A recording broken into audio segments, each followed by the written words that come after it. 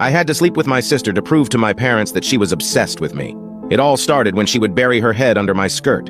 She kept challenging me to climb an old treehouse, which I finally did, only to realize she could see up my skirt as I climbed.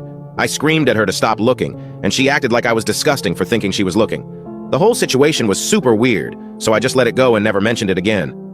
A few months later, I caught her looking at my photos on my phone. Of course, a big fight happened, and my parents got involved.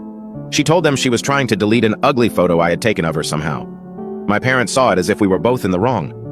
I didn't have anything scandalous there, but it just felt so wrong for her to be looking at my photos.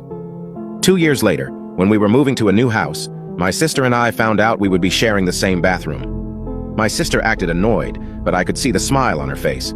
She never knocked when I was in the shower. Instead, she just tried to see if the door was locked. Eventually, the inevitable happened. I forgot to lock the door, and she barged in. Fortunately, I was still dressed. I told my parents about it, and instead of the solution being that she should knock, the solution was that I should use the guest bathroom downstairs. Just when I thought it couldn't get worse, it did.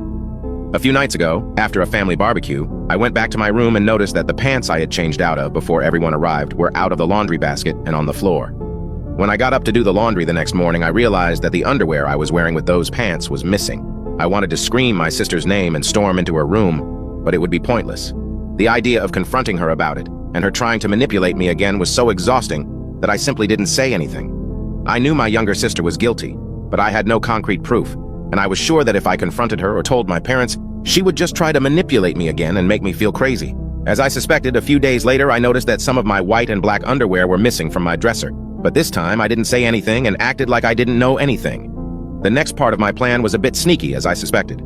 A few days later, I noticed that some of the white and black underwear were missing from my dresser. But this time, I didn't say anything and acted like I didn't know anything. The next part of my plan was a bit sneaky. I was thinking about how to make her hit on me or something like that so I could record it and show my parents. So, I decided on something.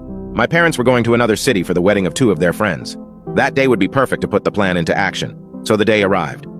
I thought of all the ways to provoke her, and the most effective way I found was to pretend I was using the bathroom and stay inside wearing only the bottom of my bikini, waiting for her to barge in as she always did.